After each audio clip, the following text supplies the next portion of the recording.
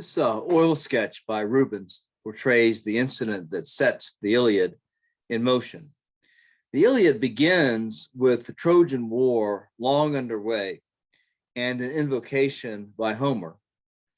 Goddess, sing me the anger of Achilles, Peleus' son, that fatal anger that brought countless sorrows on the Greeks and sent many valiant souls of warriors down to Hades, leaving their bodies as spoil for dogs and carrion birds. For thus was the will of Zeus brought to fulfillment. Sing of it from the moment when Agamemnon, Atreus' son, that king of men, parted in wrath from noble Achilles. Achilles' rage stems from having been wronged by Agamemnon, the king of the Achaeans, the Greeks. The Achaeans have been struck with a plague that threatens to destroy the entire army.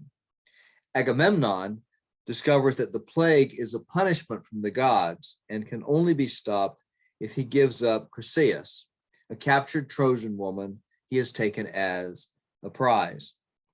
Agamemnon expresses his outrage about this to the Greek champions and demands that they give up one of their own prizes to compensate him for the loss of Chryseis.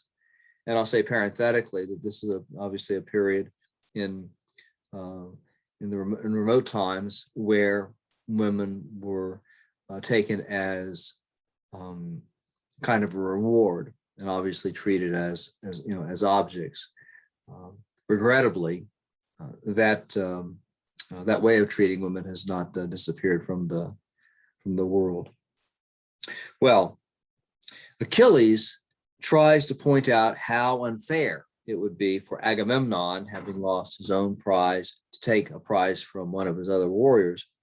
But Agamemnon does not listen and ultimately takes Briseis, Achilles' own prize.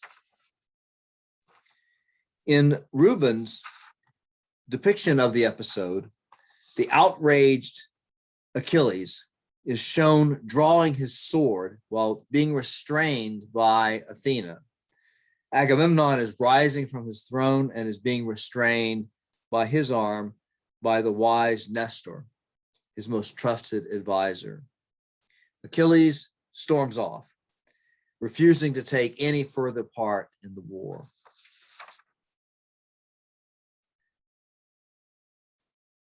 Soon thereafter, Homer introduces Hector, the son of King Priam of Troy and its greatest warrior.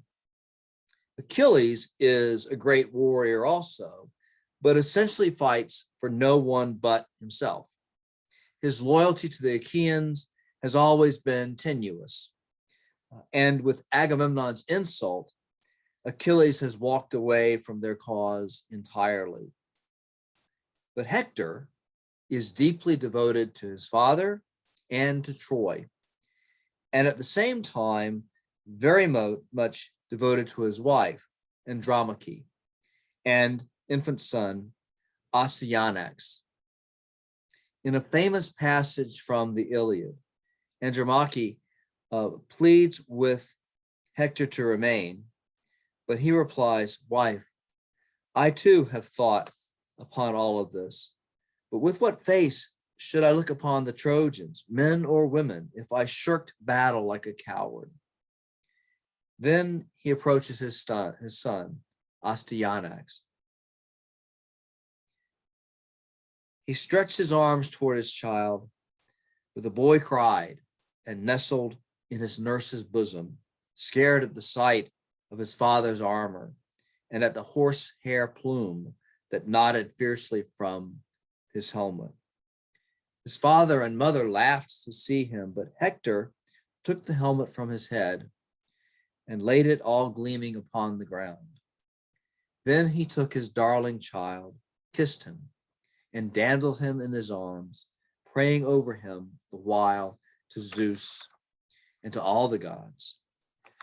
"Zeus," he cried, "grant that this my child may be even as myself, chief among the Trojans.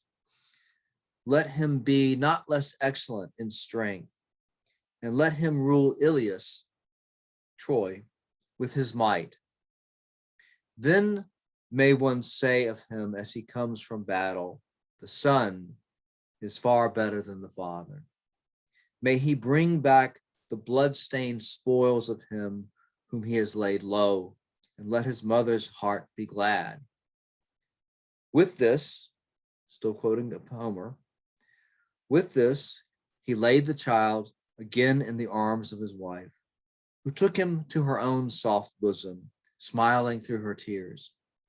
As her husband watched her, his heart yearned towards her, and he caressed her fondly, saying, "My own wife, do not take these things too bitterly to heart. No one can hurry me down to Hades before my time. But if a man's hour has come, be he brave or be he coward, there is no escape for him when he has once been born." Again, the point is made, no one can cheat death.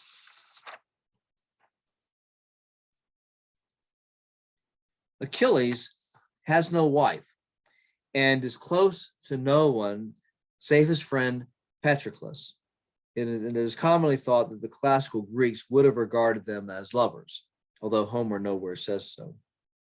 Patroclus remains loyal to the Achaean cause, fruitlessly attempts to get Achilles to return to the fight, and when Achilles does not, gets Achilles to agree to a ruse.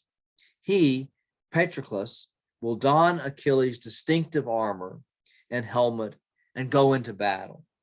The Achaeans will see him, thinking he is Achilles, and be inspired. The Trojans, also thinking him Achilles, will be terrified. Before Patroclus departs, Achilles gives him a warning not to get carried away if the ruse succeeds, and specifically not to take on the Trojan warrior prince Hector. But that is exactly what happens. Patroclus is carried away by his success in rallying the Athenians,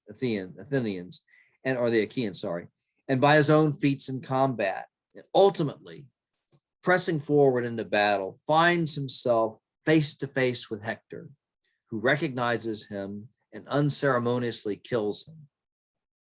This Etruscan artwork that you see on the screen shows two men, one of them King Menelaus of Sparta, placing the corpse of Patroclus on a cart. Achilles is heartbroken at the death of his friend.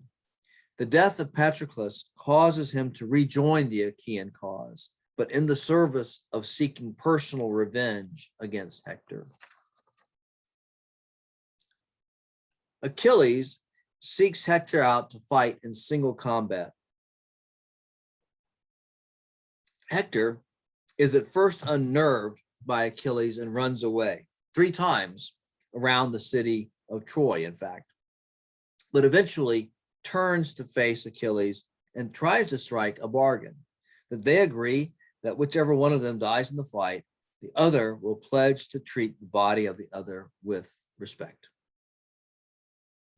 Achilles, however, refuses to make any such bargain, and in the fight that ensues, he mortally wounds Hector, who now begs Achilles to treat his body respectfully and return it to his mother and father. Achilles responds, "Dog, implore me not for mercy. I wish that hatred could induce me even to feast on bloody morsels of thy flesh. By dogs and birds thou shalt be utterly devoured." Hector dies. Achilles ties Hector's feet, to the back of a chariot and drags it triumphantly around Troy, then takes the body with him back to the Greek encampment.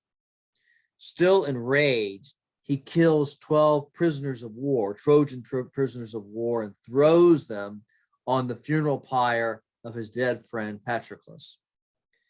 That gives him no peace either.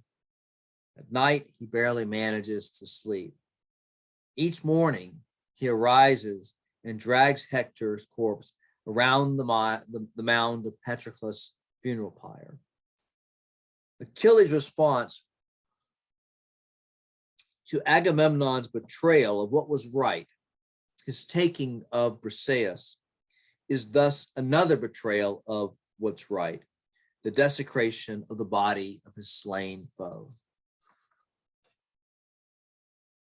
Ultimately, Hector's father, King Priam of Troy, enters the Greek camp in disguise, finds Achilles' tent, and begs Achilles for the body of his son. The next video is required viewing. It's from Troy, a 2004 retelling of the Iliad. You'll recognize Brad Pitt as the actor who plays Achilles. The role of Priam is played by the great Irish actor Peter O'Toole.